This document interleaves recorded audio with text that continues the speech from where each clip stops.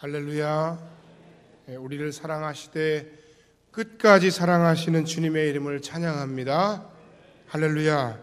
우리 옆 사람과 인사합시다. 우리 주님께서 당신을 끝까지 사랑하십니다. 다 잘 될 겁니다. 할렐루야. 지난 주간 화요일 저녁에 제가 갑자기 치앙마이에 다녀왔습니다. 어제 아침에 도착해서 만 3일간의 가족 상봉을 마치고 돌아왔습니다. 아시는 분은 다 아시지만 제 두 아들이 19살, 20살인데 지금 치앙마이에 있습니다.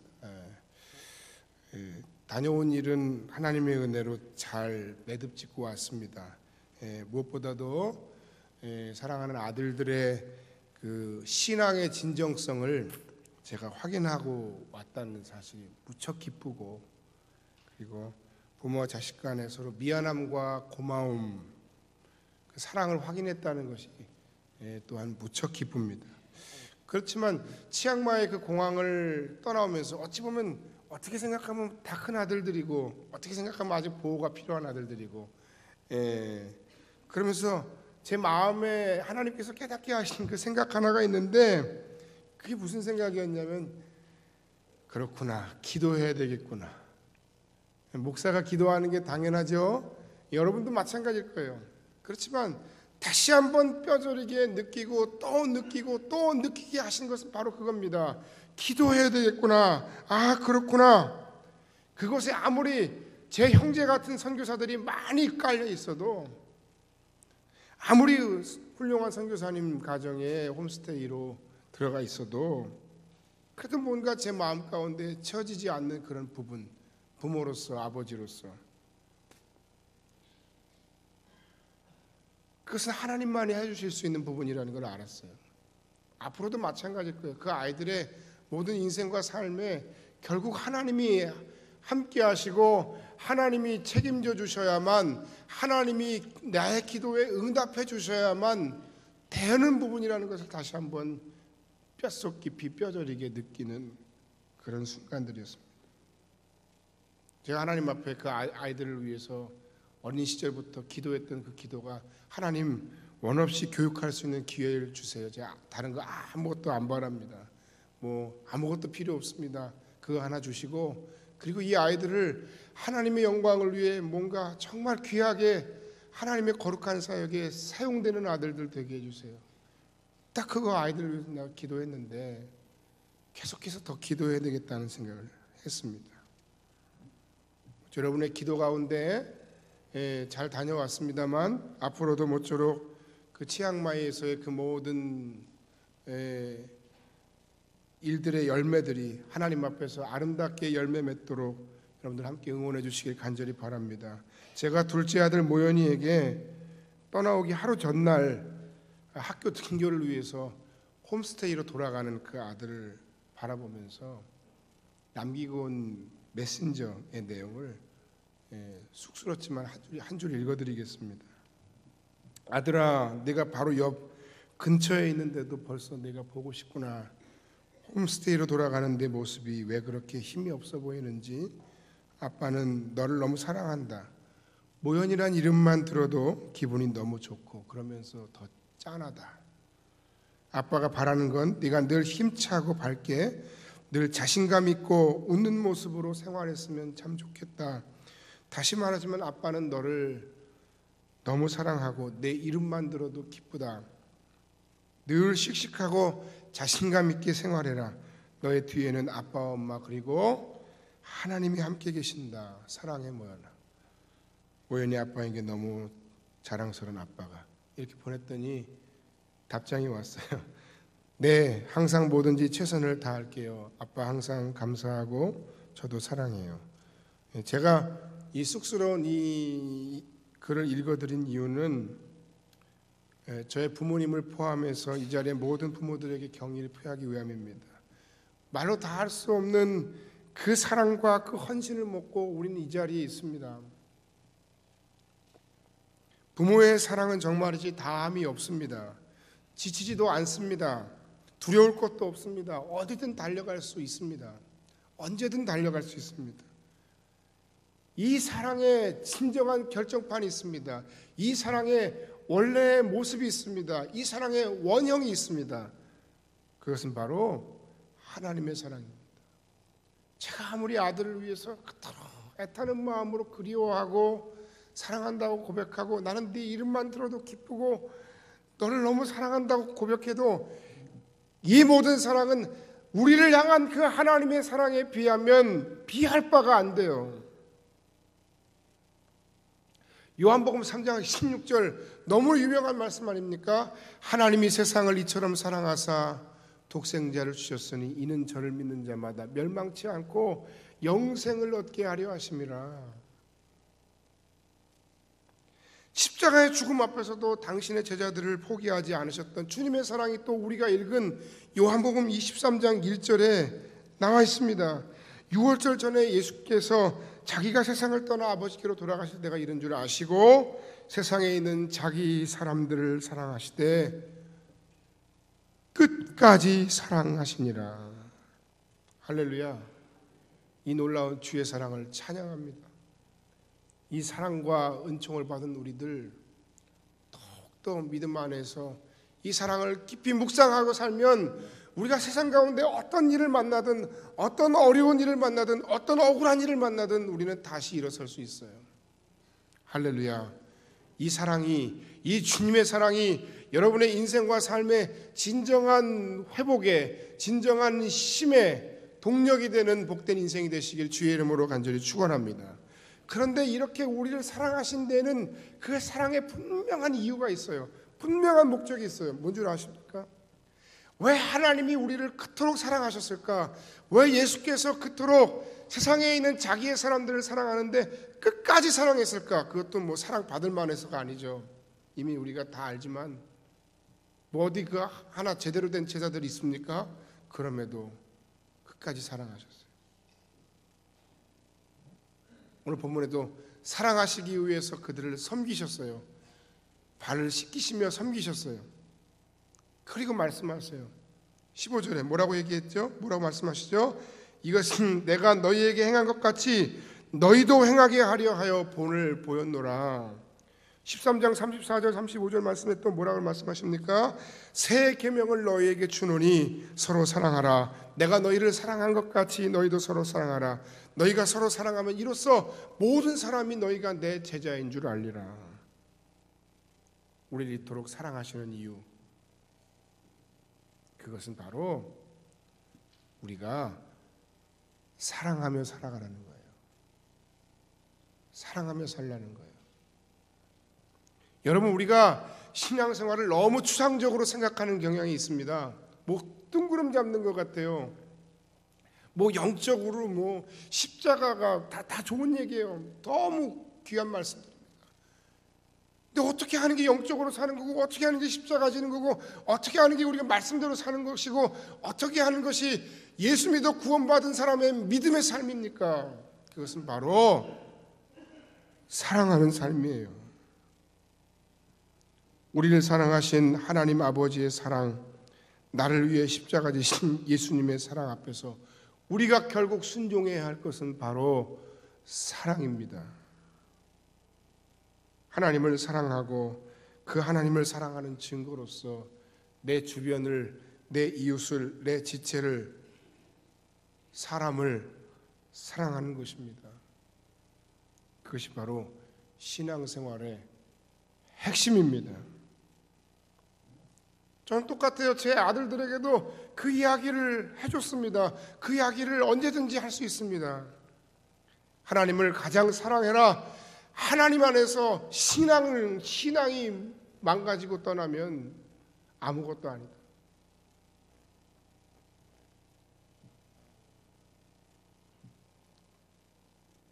신앙의 모습을 버린 아들, 자녀 상상할 수 없습니다. 나는 그런 아들을 원하지 않습니다. 공부 잘하는 아들, 성공하는 아들이 아니라 신앙 안에서, 믿음 안에서 그 아들을 잃고 싶지 않습니다. 하나님을 가장 사랑하고 그 사랑으로 누군가를 사랑하고 섬기는 삶을 살기를 간절히 바라고 있습니다.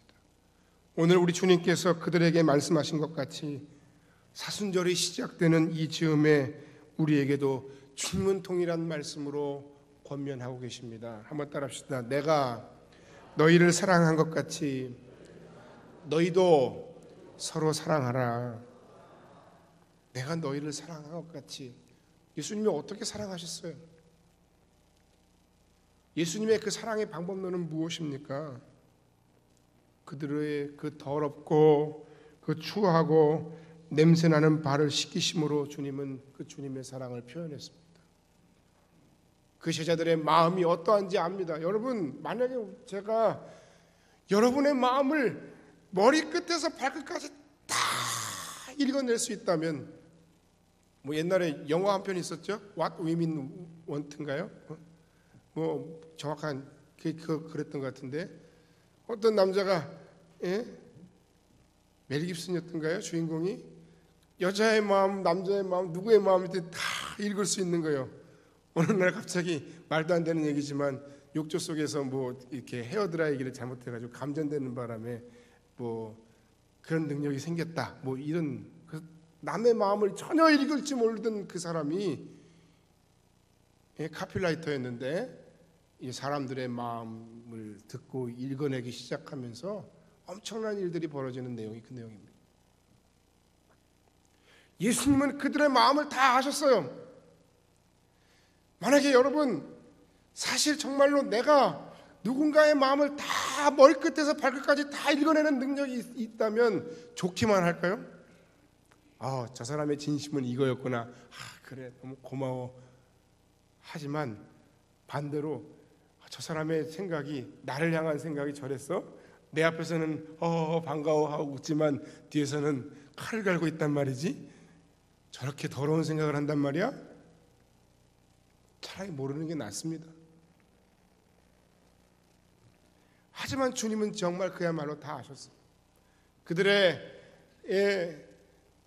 며칠 후에, 그들의 몇 시간 후에 되어질 그 모든 상황과 일들, 그들의 신앙의 흐름들, 그들의 마음 먹고 있는 마음들, 심지어 베드로의 마음, 주님을 팔아먹었던 유다의 마음까지도 다 아심에도 불구하고 예수님은 그러나 오늘 요한복음 13장 1절에 있는 것처럼 세상에 있는 자기 사람들을 사랑하시되 끝까지 사랑하시니라 말씀하셔요. 그리고 그 사랑의 표현으로 비포장도로에서 양말도 없이 신고 다녔던 샌들 속의 발을 주님께서 친히 닦아주시는 거예요. 씻겨주시는 거예요.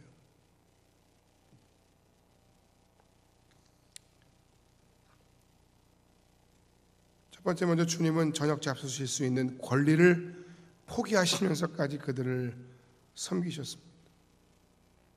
그 자리에서 만약에 끝까지 앉아서 지금 식사할 시간인데 하고 그 권리를 주장하면서 드실 수 있는 분이 있다면 주님밖에 없을 거예요.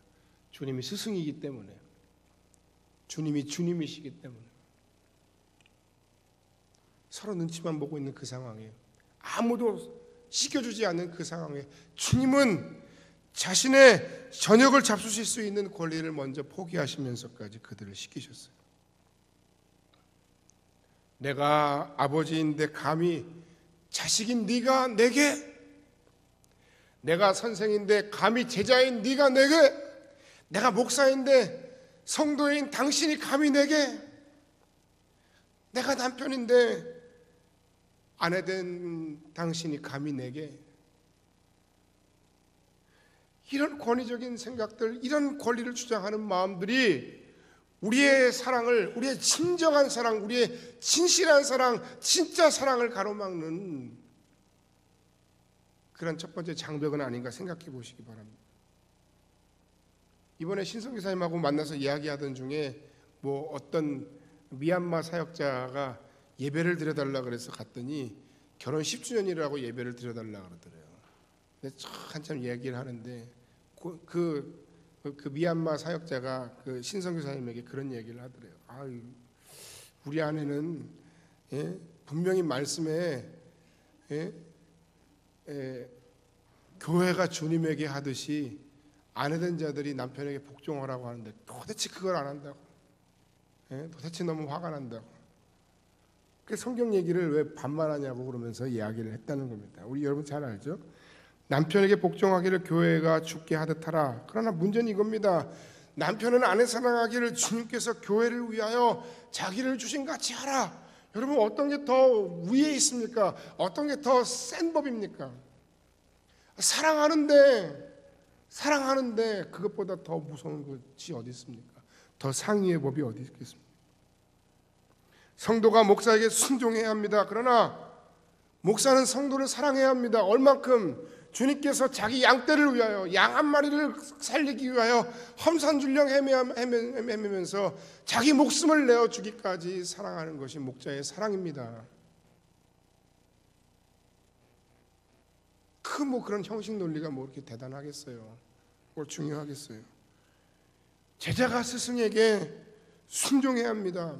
맞습니다. 그러나 여러분, 이 세상을 한번 보세요. 요즘 돌아가는 판을 한번 보세요. 얼마나 시끄럽습니까? 교수가 되면 제자에게 밥 한 끼 사는 교수가 별로 없다는 이야기를 들었어요. 그런데 여러분, 바로 그런 게 문제인 거예요. 목줄을 쥐고 있어서 그런가요? 논문을 통과시켜줘야 해서 그런가요? 아니면 자리를 책임져 줄 수 있는 위치에 있기 때문에 그런가요? 그러니까 내가 살 필요가 없는 건가요? 이것이 바로 우리의 모습입니다. 예수 믿는 우리조차 세상에 나가면 똑같아지는 겁니다. 하나님의 말씀으로 사랑의 법으로 사는 것이 아니라 세상의 법과 힘의 논리로 삽니다. 동물의 왕국이에요. 먹고 먹히고 힘센 사람들이 많이 살아남는 동물의 왕국인가요? 이렇게 하면 날 우습게 볼 거다. 이렇게까지 내가 할 필요가 있느냐? 우리 주님은 그렇게까지 하실 필요가 없었어요. 그럼에도 불구하고 우리 주님은 하나님의 독생자로서의 모든 권리를 포기하고 인간이 되셨고, 우리 주님은 그들 앞에 나가셔서 모든 권리를 포기하시며 그들의 발을 씻기셨어요.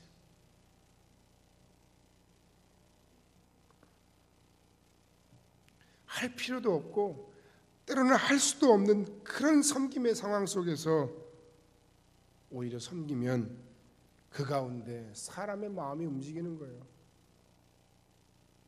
예? 여러분, 선물을 많이 하시던데 구정설이 되니까 너무 감사해요. 정성이 담긴 모든 선물들 서로 주고받는 게. 그 작은 선물 하나에도 마음이 담겨있는 선물들이 있을 거예요.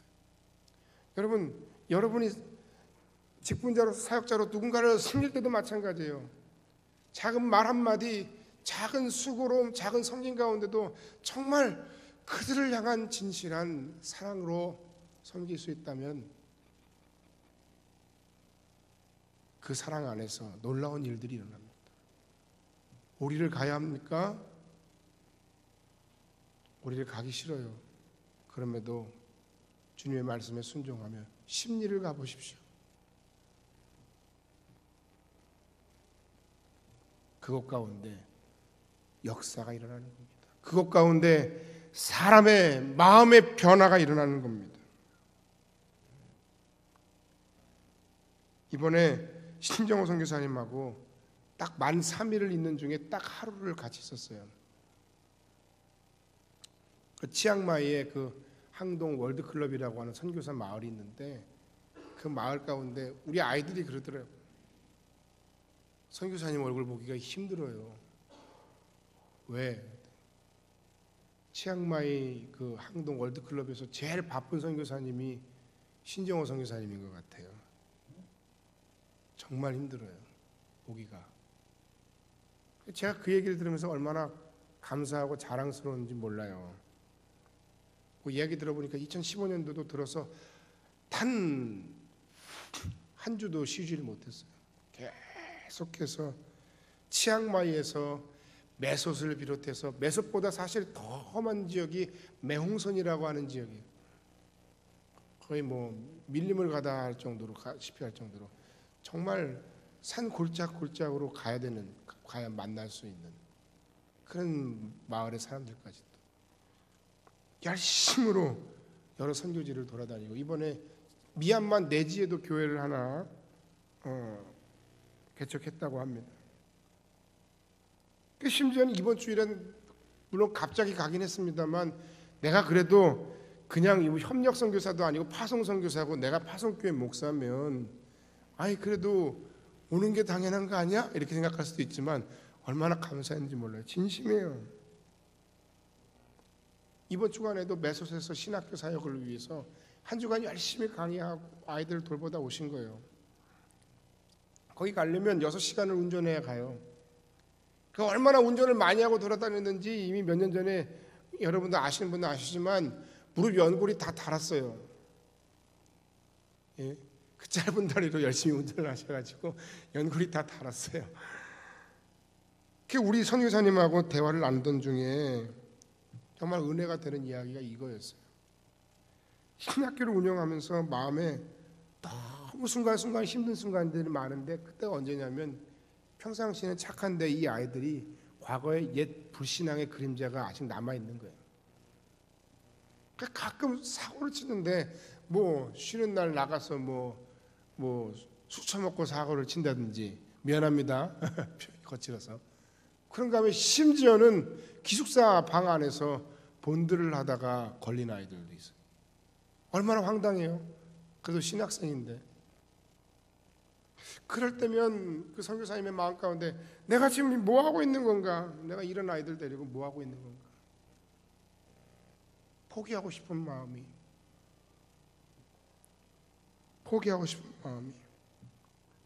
교육자로서의 자괴감이 이렇게 해서 도대체 무슨 결과물이 나올 건가? 그럼에도 불구하고 그런 아이들은 그런 아이들대로 끝까지 포기하지 않고 열심히 사랑으로 사역하고 열심히 사랑으로 돌보고 열심히 사랑으로 보듬어 주니까 그 아이들이 그 신학생들이 변화되더라는 겁니다. 할렐루야. 할렐루야. 그래서 그 학생들이 그렇게라도 훈련받고 나가서 미얀마의 그 메소스의 그 여러 교회로 파송하는 중에 문제가 있는 교회들마다 자기가 가르치는 아이들을 들여보내면 그 문제들이 해결된다는 거예요. 그래서 그 모습 보면서 너무 큰 감동을 받았다는 이야기를 고백하더라고요. 우리 신선교사는 도대체가 자기를 포장할 줄 모르는 사람이기 때문에 나한테 이런 얘기를 한 거는 정말 대단한 이야기고 진심이에요.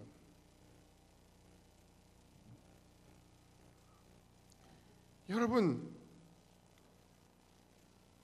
포기하면 안 됩니다. 여러분의 자녀들을 포기하면 안 됩니다. 여러분의 가족을 포기하면 안 됩니다. 여러분의 지체를 포기하면 안 됩니다. 여러분이 기도하고 있는 전도 대상자들을 포기하면 안 됩니다. 더욱 열심히 그들을 위해 여러분의 권리를 내려놓고 여러분 그들에게 사랑으로 다가가시기를 주의 이름으로 간절히 축원합니다. 그러면 바뀝니다. 그러면 변합니다. 두 번째는 주님은 겉옷을 벗고 그들을 시키셨습니다. 이게 뭡니까? 이 겉옷은 어떤 신분이나 지위를 뜻하는 거예요. 특히 그 당시의 옷은 더 그랬을 거예요. 우리가 복음을 전할 때 마찬가지예요. 참된 선교사, 진정한 선교사역은 선교지의 언어와 문화 그리고 그들의 관습을 존중하며 들어가는 겁니다. 물론 비신앙적인 거, 불신앙적인 부분은 조금씩 버리고 바뀌게 하고 예수가 들어감으로 말미암아 그들 스스로 버릴 수밖에 없는 상황이 되겠습니다만, 그러나 처음엔 그들의 상황, 그들의 관습, 그들의 문화, 그들을 존중하며 들어가는 게 당연한 거예요. 제가 왜 이런 얘기 합니까? 저도 선교지를 많이 돌아다니면서 초창기에 제 훈련되지 않았을 때 제 마음 가운데 어떤 생각이 있었냐면, 뭐 마치 우월한 점령군이 내가 들어가는 것처럼, 굉장히 미개한 사람들을 내가 만나는 것처럼, 내가 굉장히 무언가를 해줄 수 있는 사람으로 가는 것처럼 그 마음을 성령께서 깨트려 주신 사건이 제가 제1차 태국 단기 축구 선교를 갔을 때 메소스에서 본 아이들을 했어요. 주긴 뭘 줘요? 목사가 주긴 뭘 줘요? 가서 뭐 이렇게 뭘 좀 준다고. 물론 지금 우리가 계속 후원하고 있지만 그게 중요한 게 아니에요. 내가 주면 뭘 줘요? 그리스도 예수의 사랑, 그리스도 예수로 말미암은 그 화평과 그 화평의 복음을 주는 거 말고 뭘 주겠어요? 그런데도 불구하고 그냥 우쭐해가지고 뭐 같이 이렇게 딱 뒷짐지고 목에 힘이 들어가지고 우리가 갔어요. 갔는데 뭘 받는 줄 아십니까? 하나님이 진짜 누구를 사랑하시는가 하는 걸 봤어요. 하나님이 나도 사랑하시지만 하나님이 나보다 이 작고 소중한 영혼들을 더 사랑하신다는 걸 난 느꼈어요. 왜? 너무 순수하고 너무 깨끗해요. 내가 주는 게 아니라 내가 그 아이들 보면서 깨지고 왔다니까, 받고 왔다니까요. 선교는 뭔가를 주는 게 아니에요.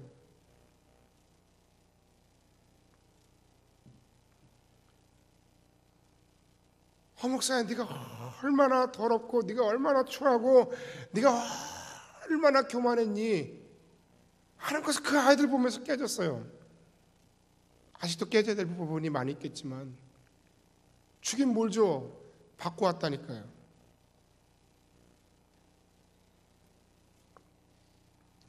예수께서 자신을 낮추시고 인간의 몸을 입고 오신 것처럼 그걸 인카네이션이라 하죠. 배고프신 예수, 외로우신 예수, 피곤하신 예수, 목마르신 예수, 우시는 예수님이셨다는 거예요. 우리들과 같이 되셔서 우리들의 모습으로 우리와 같이 아파하시고 우리와 같이 슬퍼하시고 우리와 같이 괴로워하시고 우리와 같이 고통받으시고 우리의 죄를 대신해서 십자가 지신 그 예수님. 뭐가 그렇게 우리가 뻣뻣하고 뭐가 그렇게 우리가 자랑할 게 많고 뭐가 그렇게 우리가 우월하다고 생각하고 뭐가 그렇게 우리가 교만한지 모릅니다. 여러분 아이들 만나거나 여러분 셀 리더로서 혹은 오래된 신앙자로서 여러분의 신앙의 후배들을 만날 때도 마찬가지예요. 여러분이 그동안 쌓은 온갖 신앙적인 체험과 경륜, 연륜, 하나님을 만난 사랑의 경험들 놀라운 겁니다. 하지만 그러나 그렇다고 해서 결코 그들을 얕잡아 보지 마시기 바랍니다.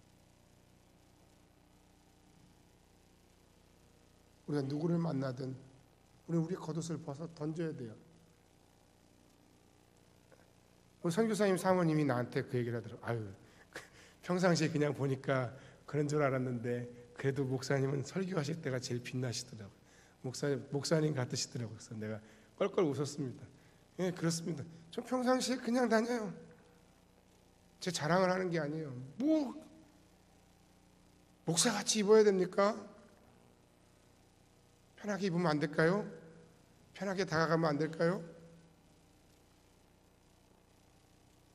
우리의 불필요한 겉옷을 벗어 던지고 권위의식을 벗어 던지고 위치를 벗어 던지고 주님께서 그렇게 하신 것처럼 우리도 그들 앞에 그들 안에 주님과 같은 모습으로 주님과 같은 마음으로 다가가 설 수 있는 저와 여러분 우리 성음교회 모든 문화선교 사역이 되기를 주님의 이름으로 간절히 축원합니다. 세 번째는 허리에 수건을 두르시고 시키셨습니다. 헬린 나우엔이라고 하는 유명한 목사님은 상처 입은 치료자라는 책을 통해서 뭐라고 얘기했습니까? 세상을 향한 하나님의 마음을 함께 느낄 때 비로소 우리는 진정한 사역을 할 수 있다. 무슨 얘기입니까? 하나님께서 저 영혼을 어떻게 바라보시는가 하는 걸, 저 영혼을 바라보며 얼마나 아파하시는가 하는 걸 느낄 때, 저 영혼을 얼마나 사랑하시는가 하는 걸 느낄 때, 그때 비로소 우리는 사역을 할 수 있다는 거예요. 하나님의 마음, 그 하나님의 마음, 그 마음으로 다가가야 됩니다. 그런데 우리는 반대로 행동하고 반대로 나갈 때가 많습니다. 여러분, 우리가 얼마나 우리의 지체를 바라보며 혹은 얼마나 신앙이 연약한 사람들을 바라보며 또는 얼마나 믿음이 없는 사람들을 바라보며 얼마나 믿지 않은 사람들을 바라보며 그들을 부끄럽게 만들거나 그들을 가슴 깊이 정죄합니까? 그게 바로 사랑이 아니라는 거예요. 오히려 주님께서는 허리에 수건을 두르시고 몸소 제자들의 시커먼 새까만 먼지 묻은 발을 씻겨주십니다.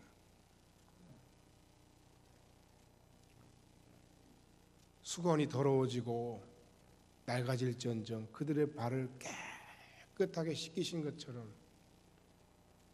나는 욕을 먹고 나는 추접해지고 나는 부끄러워질지언정 나는 낡을지언정 나는 손해날지언정 다른 사람을 감싸주고 다른 사람을 깨끗하게 하고 그들이 새로워지도록 하셨던 것이 바로 예수님의 세족의 정신이었던 거예요.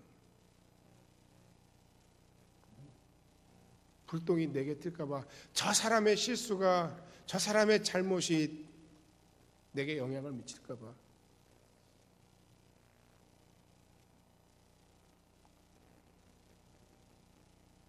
그 사역의 결과로 말미암아서 내 이름과 평판에 스크래치가 갈까 봐 선을 긋고 멀리 도망하던 우리는 아닙니까? 나도 그런 사람들 많이 왜 그랬어? 하고 생각해보면서 어저께 한번 생각해보니까 나는 그런 적이 없는가 생각해보니까 목회하면서 있었더라고요. 나도 똑같은 사람이면서 그것이 드러날까 봐 그랬는지 드러날까 봐 그랬는지 두려워서 그랬는지 함께 그냥 똑같이 엮이는 게 두려워서 그랬는지 비겁했던 적이 있더라고요.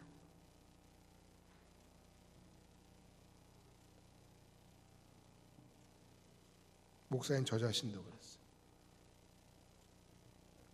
여러분, 이웃사랑이 왜 안 될까요? 전도가 왜 안 될까요? 왜 나는 예수님의 제자답게 살지 못하는 걸까요?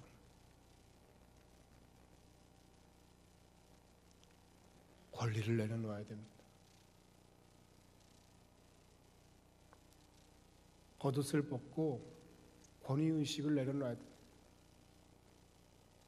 그리고 허리에 수건을 두르고 나를 통해 저들을 세우고 저들을 닦아주고 나를 통해 저들을 회복시킨 그 모든 일들의 기쁨과 희열을 사역의 보람과 만족을 얻을 수 있는 진정한 주님의 사랑을 실천하는 저와 여러분이 될 수 있기를 주의 이름으로 간절히 축원합니다.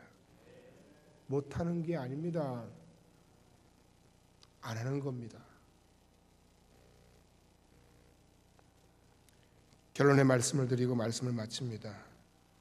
누구를 사랑하고 섬겨야 할까요? 이런 나의 사랑의 대상은 누구일까요? 사랑할 만한 사람, 사랑받을 가치가 있는 사람, 연예인입니까? 여러분의 가족, 지체, 자녀, 이웃을 씻겨주세요. 예수께서 씻기셨던 발은 훨씬 더 더러운 자기만 사랑해주고 이해해주기를 바라는 인격장애자, 자신의 의견이 무조건 관철되어야만 하는 인격장애자, 자기만 높아지기를 바라는 인격장애자 같은 우리 같은 사람들, 머리 나쁜 사람, 심지어 배신을 때리고 뒤통수를 치는 사람까지 예수님께서는 다 품으시고 안으시고 그 발을 사랑으로 닦아주셨습니다. 베드로의 발, 유다의 발, 그리고 나의 발까지 말입니다. 이번 돌아오는 수요일이 구정 설 연휴가 시작되는 날이면서 공교롭게도 사순절이 시작되는 날입니다.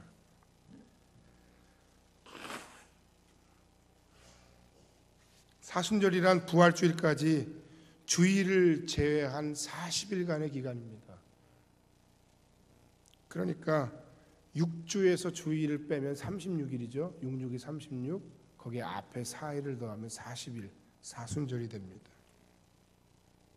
뭐 어떻게 이렇게 정했는지, 왜 이렇게 복잡하게 정했는지 그거는 중요한 게 아닙니다. 뭐 320원에 정했는지 몇 년에 정했는지 그것도 중요한 게 아닙니다. 중요한 건 그 정신입니다. 이 사순절을 통해서 우리는 예수님의 부활을 기다리면서 고난당하신 예수님의 죽으심을 묵상하는 기간입니다. 이 시기에 우리가 할 수 있는 것은 회개요, 우리가 할 수 있는 것은 주님의 십자가에 대한 묵상이요, 우리가 할 수 있는 것은 무엇보다 섬김의 실천을 통한 신앙 성장의 기회입니다. 할렐루야. 누군가 이렇게 묵상을 했습니다. 제자들의 그 더러운 냄새나는 발을 주님께서 씻기셨다고? 그런데 주님의 발은 누가 씻기죠? 어떻게 씻길 수 있을까?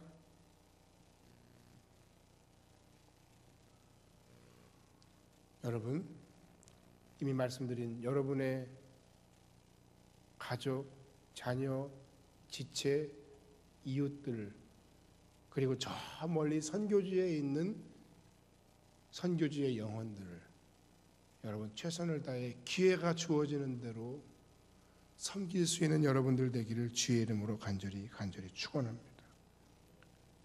용서하세요. 품어주세요. 함께 해주세요. 그리고 끝까지 믿어주세요.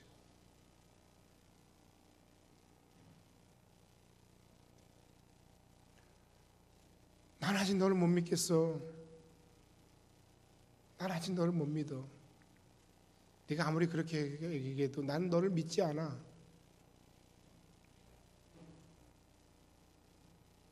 이것이 바로 우리의 부끄러운 사랑의 모습입니다. 여러분의 자녀를, 여러분 남편과 아내를, 또는 목회자를, 성도를 속을전정, 속을망정 믿겠습니다. 그렇게 결단하시길 바랍니다. 믿어주시지 못하는 것을 회개합시다. 믿는 것이 사랑입니다.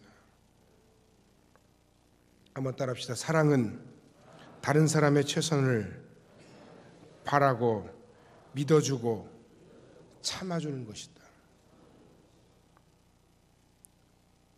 이 40일간의 기간 중에 전반기 22일간 제가 달력을 놓고 계산을 해봤어요. 비행기 타고 왔다 갔다 하는데 저가 항공을 타고 가니까 좋은 것과 나쁜 것이 있는데, 나쁜 것이 있다면 시간이 그렇게 안 가더만. TV도 없고 아무것도 없으니까 영화 한두 편 보면 끝나는데, 근데 대신에 좋은 게 있다면 좀 소리는 시끄럽고 해도 오히려 할 게 없으니까 생각을 많이 하고 이거저거 계획도 하고 목회에 대해서도 돌아보고 뭐 메모도 하고 뭐 묵상도 하고 그랬어요. 참 좋았는데 뭘 생각했는가 하면 이 사순절 기간을 달력을 놓고 쭉 돌아보니까 전반기 약 20일간, 정확하게는 22일이더라고. 2월 18일부터 3월 14일까지 메소세 단기 선교를 통한 복음의 나눔과 섬김을 위해 우리가 생각하고 일할 수 있겠다, 섬길 수 있겠다. 나머지 후반기 3월 16일부터 4월 4일까지, 4월 5일이 부활주일인데 이 18일간 뭐 이틀 차인데 뭐 자꾸 따지지 말고, 그건 중요한 게 아닙니다. 이때까지는 우리가 4월 둘째 주에 있을 팀나모니의 설립 감사 예배, 교회 창립 41주년 예배에 맞춰서 우리가 감당해야 할 이 지역사회의 일들을 놓고 고민하고 기도하면 참 좋은 일들 많이 생길 것 같습니다. 계속해서 전 고민하면서 기도하면서 하나님께 많은 것을 의지하면서 기도했습니다. 우리가 할 수 있는 일이 참 많다.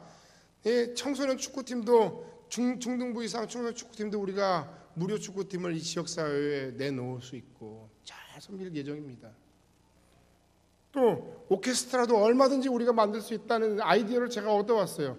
누군가 작은 악기지만 악기들을 기증한다면 그 악기를 통해서 우리는 강사를 되고, 그래서 그런 레슨이긴 하지만 최선을 다해 1년간 우리가 섬기고, 또 더 잘하는 아이들은 또 1년간 더 섬기고, 좀 부족한 아이들 중에서 또 다른 아이들이 있으면 또 추가로 섬기면서 우리가 이 지역사회에 정말 저소득층 아이들 혹은 뭐 가난한 아이들 접할 수 없는 그런 악기들을 우리가 섬길 수 있는 그런 기회들을 얻을 수 있겠다. 이번 사순절이 모쪼록 하나님 안에서 섬김과 나눔의 사순절, 정말 그 섬김과 나눔을 통해 내 마음속에 기쁨이 충만한 사랑을 실천하는, 그래서 하나님 안에서 믿음 안에 승리하는 영적 성장의 계기를 이루는 복음의 진보를 이루어내는 2015년 사순절 기간이 다 되시기를 주님의 이름으로 간절히 축원합니다. 기도하겠습니다.